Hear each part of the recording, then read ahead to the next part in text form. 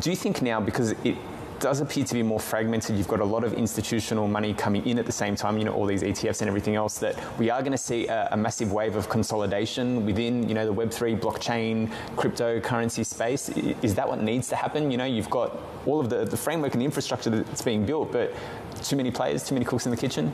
I wouldn't think so. I think when it comes to technological innovation, you still need entrepreneurs and projects out there and innovating. There are a lot of actually pain points in the industry that need to be resolved, and I think that's continue on the side.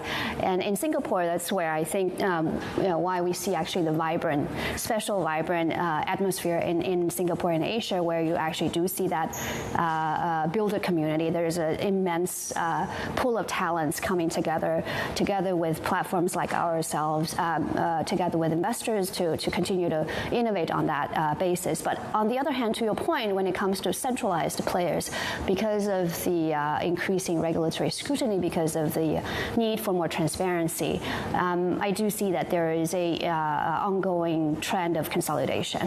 But that does not mean that overall within the industry it's going to be consolidation, because Web3 in a whole, there is a centralized part and then there is a decentralized part. And then I think the second part is going to be continue at the forefront of the innovation and continue to be at a decentralized fashion. So there's room for the builders who are the innovators, and they've got their own little startups. But then in terms of the centralized, regulatory costs are obviously immense. We're ensuring that you meet all those mandates coming through from very different jurisdictions. There might be consolidation there, obviously, and that's pretty much what you're saying. So I've got to ask you, then I suppose, because we're obviously here in Asia as well, is Asia where people should be looking in terms of investment when you're talking about Web3, when you're talking about crypto? US, they might be having some trouble with regulation now, but capital is liquid. Capital can move everywhere. Should people just be investing in Asia now? I think talents and capital are moving, right? They're voting with their feet, and if there is a environment where there is more regulatory certainty and clarity, people will come over with skill set, with capital, and I think that's what we're seeing right now. When U.S. is still debating between who is regulating at the state level and how. There is a lot more clarity here in Asia, and that's where we're seeing the vibrant atmosphere.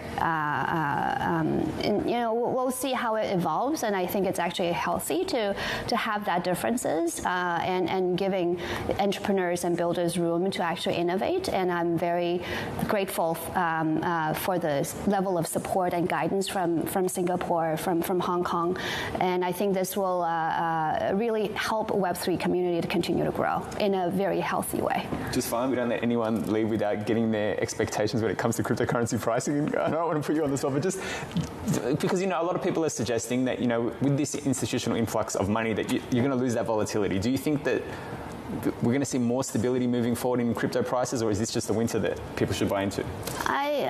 Personally, I think that when you have more institutional money, there's actually more volatility because it can go both ways. That's my personal view. At some point when there is a approval of Bitcoin spot ETF, and obviously we all know that there are quite a few TradFi giants lining up for that. But once we see approval there, I do think that there is a lot more institutional money coming in through that channel, and I think it will actually increase the volatility over time.